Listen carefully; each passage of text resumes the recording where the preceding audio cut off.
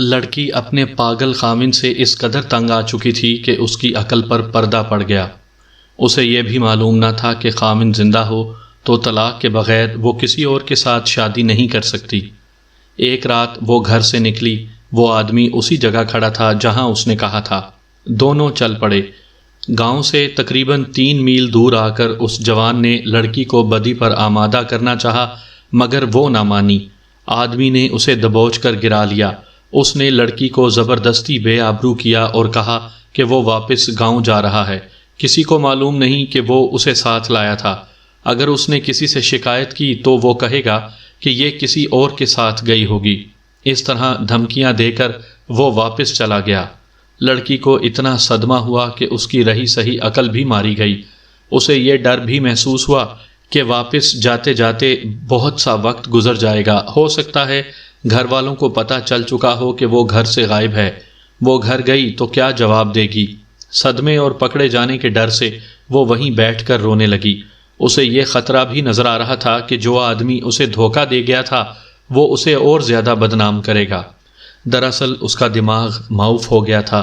اس نے رات وہیں گزار دی، دوسرا دن اور ایک اور رات یہیں گزاری۔ خوف اور بھوک نے اسے آدھا مار ڈالا تھا۔ میں نے اسے پوچھا کہ اس اجاڑ بیابان میں اسے ڈر نہیں لگا؟ ڈرنے کی اور یہ سوچنے کی کہ میں کسی طرح اپنے آپ کو ختم کر لوں؟ مجھے ہوش ہی نہیں تھی۔ اس نے جواب دیا، ایسے لگتا تھا جیسے یہ خواب ہے، تم سب کو دیکھ کر میں ہوش میں آئی تھی۔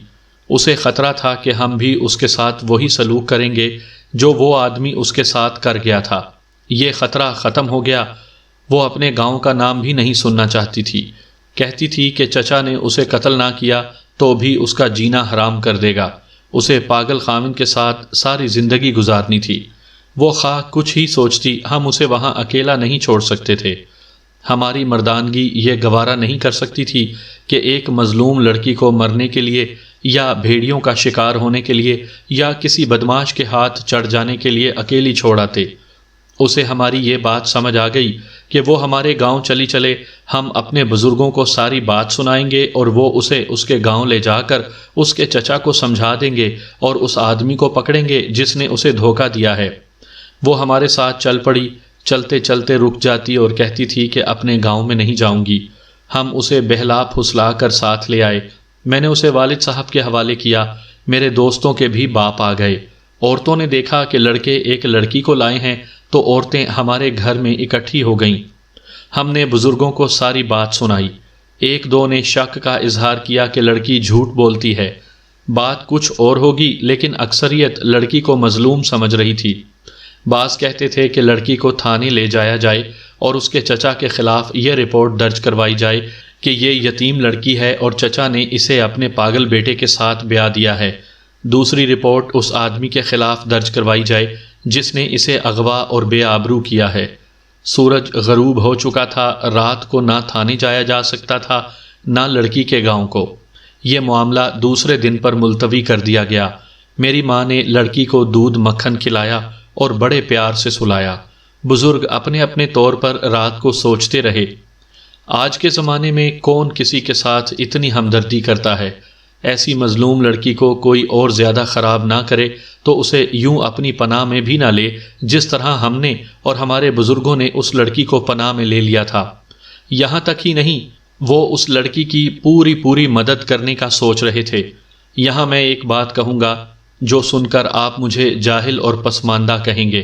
بات یہ ہے کہ علم اچھی چیز ہے، لیکن علم نے انسان کو خراب بھی کیا ہے۔ اپنی غلطیوں اور گناہوں پر پردہ ڈالنے کے لیے علم نفسیات اور فلسفہ موجود ہے۔ انسان جس بے دردی سے تجارت کے نام پر انسان کی کھال اتار رہا ہے، اسے افراط زر کا نام دے کر جائز قرار دے دیا گیا۔ عوام کو محکوم بنا کر اور انہیں بھوکا ننگا رکھ کر یہ کہہ دینے کو کہ یہ عوام کی منتخب کی ہوئی حکومت ہے، جمہوریت کہہ دیا گیا ہے۔ پاکستان کے نوجوان جس طرح جنسیت میں ڈوب گئے ہیں، اسے عالمی مسئلہ کہہ کر برداشت کر لیا گیا ہے۔ باہمی پیار، محبت اور دکھ بانٹنے کو ترک کر کے ہم ایڈوانس ہو گئے ہیں۔ ہنس کے پر لگا کر ہم ترقی یافتہ ملکوں کی صف میں کھڑے ہو گئے ہیں۔ ہمارے بزرگ ان پڑھ تھے، اس لیے ان میں انسان کی محبت اور خلوص تھا۔ دوسرے دن وہ پھر سر جوڑ کر بیٹھ گئے۔ ان کے سامنے مسئلہ یہ تھا کہ کوئی ایسا طریقہ اختیار کیا جائے کہ لڑکی محفوظ رہے اور اسے گھر سے بھاگنے کی کوئی سزا نہ دے۔ انہیں بتایا گیا کہ لڑکی کہتی ہے کہ وہ اپنے گھر نہیں جائے گی، یہیں کسی گھر میں نوکری کرتی رہے گی۔ بزرگوں نے لڑکی کو بلایا، لڑکی رو رہی تھی۔ اس نے کہا کہ وہ مر جائے گی، اپنے گھر نہیں جائے گی۔ اتنے میں کسی نے کہا کہ پولیس آ رہی ہے۔ نمبردار دوڑا گیا۔ میرے بھائی احمد یار خان نے آپ کو کئی بار بتایا ہے کہ نمبردار اور پولیس کا آپس کا کیا تعلق ہوا کرتا تھا۔ کوئی نمبردار نماز پڑھ رہا ہوتا اور اس کے کانوں میں پڑتی کہ تھانے دار آیا ہے تو وہ سلام پھیر کر تھانے دار کے حضور جا جھکتا تھا۔ پولیس کی اطلاع ملنے پر ہم سب ادھر گئے جدھر سے پولیس آ رہی تھی۔ ایک تھانے دار تھا جو گھوڑے پر سوار تھا، اس کے ساتھ ہیڈ کانسٹیبل اور 2 کانسٹیبل پیدل تھے۔ نمبردار نے اور ہمارے بزرگوں نے تھانے دار کو خاطر تواضع کے لیے روک لیا۔ تھانے دار کے ساتھ 2 اور آدمی تھے۔ ایک کسی گاؤں کا نمبردار تھا۔ تھانے دار نے بتایا کہ فلاں گاؤں میں قتل کی واردات ہو گئی ہے۔ اس نے جس گاؤں کا نام لیا وہ اسی لڑکی کا گاؤں تھا۔ وہاں کے نمبردار نے یہ واردات اس طرح سنائی کہ ایک آدمی نے اپنی یتیم بھتیجی اور یتیم بھتیجے کو اپنے گھر رکھا، اور جب لڑکی جوان ہو گئی تو اس نے اپنے اس بیٹے کے ساتھ اس کی شادی کر دی جو دماغی لحاظ سے معذور ہے، اور سب اسے جھلا کہتے ہیں۔ وہ ہے ہی پاگل۔ لڑکی بڑی شریف اور چپ چاپ رہنے والی تھی۔ آخر بیچاری مجبور ہو گئی اور ایک رات گھر سے بھاگ گئی۔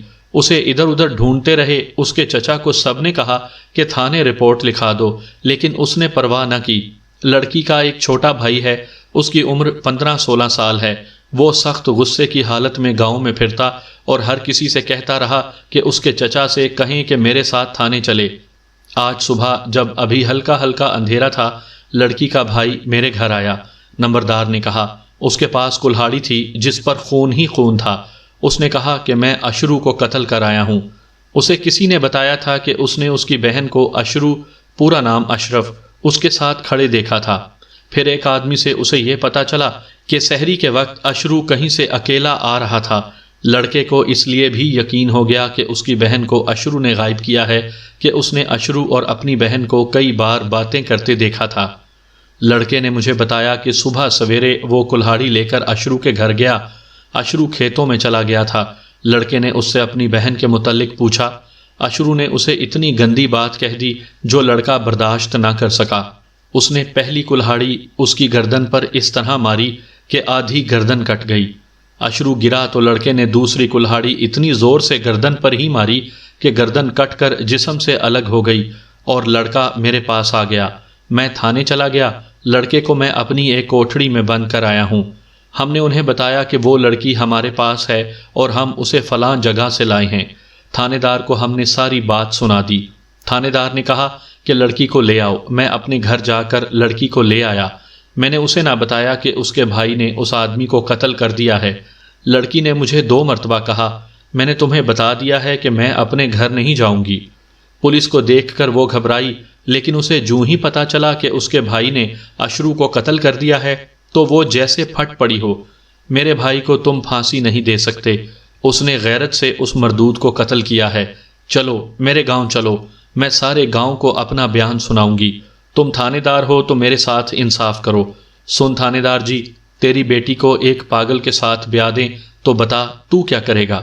لڑکی کے ہونٹوں سے جھاگ پھوٹنے لگی۔ اس نے اپنے گاؤں کے نمبردار کو بھی کھری کھری سنا ڈالی، لیکن تھانے دار اس کی حمایت میں بول رہا تھا۔ تھانے دار نے لڑکی کو ٹھنڈا کیا اور اسے تسلی دی کہ اس کے بھائی کو وہ زیادہ سزا نہیں ہونے دے گا، اور اسے کہا کہ وہ یہی بتا دے کہ اس پر کیا بیتی ہے۔ اس نے وہی آپ بیتی سنا دی جو ہمیں سنائی تھی۔ نمبردار ساتھ ساتھ اضافے کرتا گیا۔ تھانے دار خوشاب کے علاقے کا رہنے والا تھا۔ نام شاید کمال دین یا جمال دین تھا۔ بڑے اونچے خاندان کا آدمی تھا۔ گالیاں بڑی ننگی بکتا تھا۔ لڑکی بیان دے رہی تھی، وہ اپنے چچا کا، اپنے خاوند کا یا اشرو کا نام لیتی تھی تو تھانے دار کے منہ سے 2-3 بڑی دلچسپ اور سنسنی خیز گالیاں نکل جاتی تھیں۔ لڑکی نے جب بیان ختم کیا تو تھانے دار نے آدھی درجن گالیاں دے کر کہا میں اس کے چچا کو بھی نہیں چھوڑوں گا۔ اس نے اپنا یہ وعدہ پورا کر کے بھی دکھایا تھا۔ تھانے دار لڑکی کے گاؤں چلا گیا۔ شام سے کچھ دیر پہلے واپس آیا اور ہمارے گاؤں کے قریب سے گزرا۔ ہم نے لڑکی کے بھائی کو ہتھ کڑیوں میں دیکھا۔ بڑا خوبصورت لڑکا تھا۔ لڑکی بھی ساتھ تھی، اس کا چچا بھی ساتھ تھا۔ گاؤں کے کئی اور آدمی بھی ساتھ تھے۔ لاش پوسٹ مارٹم کے لیے پہلے ہی جا چکی تھی۔ تھانے دار نے مجھے اور میرے ان 3 دوستوں کو بھی ساتھ لے لیا جو لڑکی کو ساتھ لائے تھے۔ دوسرے دن تھانے دار ہمیں اور لڑکی کو اس جگہ لے گیا جہاں ہمیں لڑکی ملی تھی۔ لڑکی نے وہ جگہ دکھائی جہاں مقتول نے لڑکی کو پکڑا اور گرایا تھا۔ کھوجی ساتھ تھا۔ تھانے دار مقتول کی جوتی ساتھ لایا تھا۔ کھرے صاف تھے جو مقتول کی جوتی کے تھے۔ اس کے بعد کیس عدالت میں گیا، پھر سیشن کورٹ میں گیا۔ میں اور میرے دوست گواہی دینے جاتے رہے۔ ہم نے لڑکی کا بیان بھی سنا۔ سیشن جج ہندو تھا۔ سرکاری وکیل بھی لڑکی کے بھائی سے متاثر ہو گیا تھا۔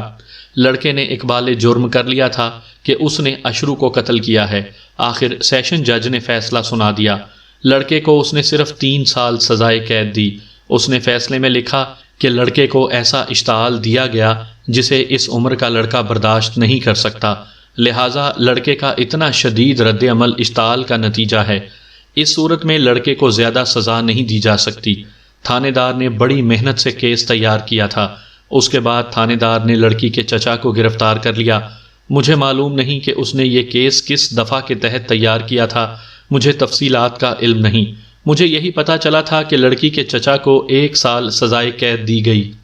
وقت گزرا اور گزرتا چلا گیا۔ یہ واقعہ ذہن کے کسی گوشے میں چلا گیا۔ ایک روز لڑکی اپنے بھائی کے ساتھ ہمارے گاؤں میں آئی۔ اس کا بھائی سزا کاٹ کر آ گیا تھا۔